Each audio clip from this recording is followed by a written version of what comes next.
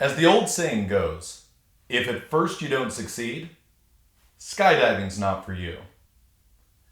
Truth is, if you're doing something for the first time, it can be intimidating. There can be a lot of anxiety around it. And in some cases, like skydiving and retirement, it's really not okay to try it a second time. You've got to get it right the first time.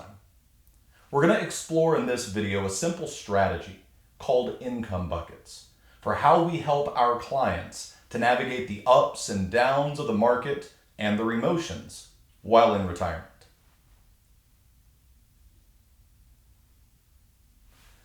Prior to your current lifestyle, I'll redo that.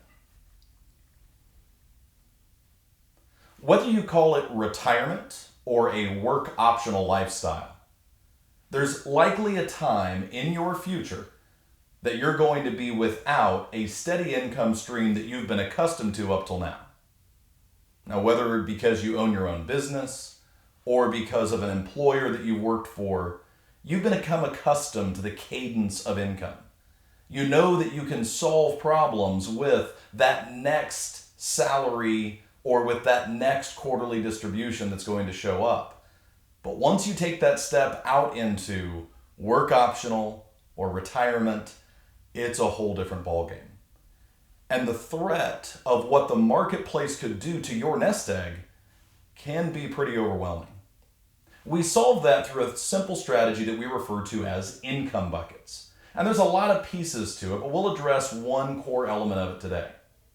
What you do is you break your portfolio up into 3 buckets. The first bucket is going to be essentially cash. The second bucket is going to be an ongoing generator that's going to produce more. So this is going to be our residual income bucket. And the third is going to be our growth bucket. Now, if we were to put all of our nest egg into the growth bucket, it's going to be tracking against such a much more aggressive profile of investments than you're comfortable with. But we need some portion of the nest egg to be growth-oriented in nature so that we can deal with the decades of work optional lifestyle or retirement that we may be looking at. And in order to deal with inflation, in order to deal with the challenges that come along, we need a portion to be growth-oriented. But we also want some elements of our overall portfolio to be generating predictable growth and income. That's our second category of residually generating income. And then our third is quite simply cash. Now, what do we put into all of these? Well, the cash one's pretty clear. What goes into the cash bucket is going to be cash. It could be some cash equivalents, money markets, CDs, possibly even some precious metals, but we want to be limited in how much we put there. It really is those liquid investments that we would have the ability to utilize if needed. And my advice is that we have 2 years of cash readily available. Cash and cash equivalents. The second category is our residual income. So this is going to be an ongoing generator. There's all kinds of things that we might have here, from real estate to dividend producing stocks.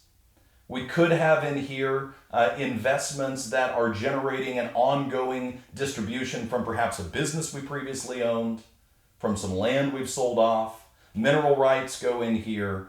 Any investment that's going to generate an ongoing residual. Another example would be an annuity, where it produces that ongoing residual income. Even Social Security falls into that same category of generating a predictable, consistent inflow into our overall strategy.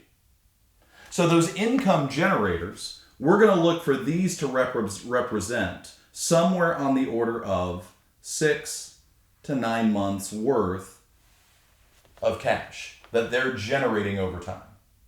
And so between the cash bucket that we maintain and the ongoing residual income that's flowing in, we'll be filling up the residual income piece, and what we'll do is repopulate the cash bucket as we do.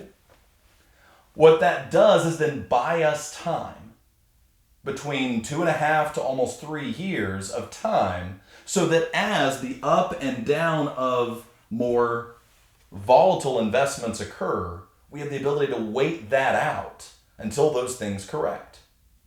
And as we end up having growth over time and appreciation in that third bucket, we then harvest that growth periodically and use it to repopulate buckets 1 and 2.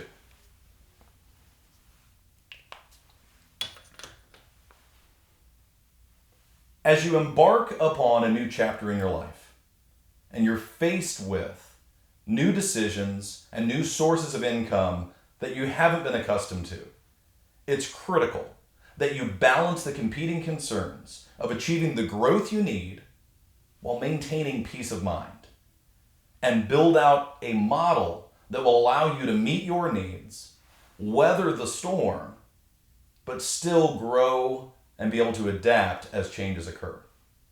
If you're not utilizing a strategy like this and you'd like to know more about how we utilize faucets and how we utilize buckets and how all of those pull together into streams of income for you and your family, give us a call.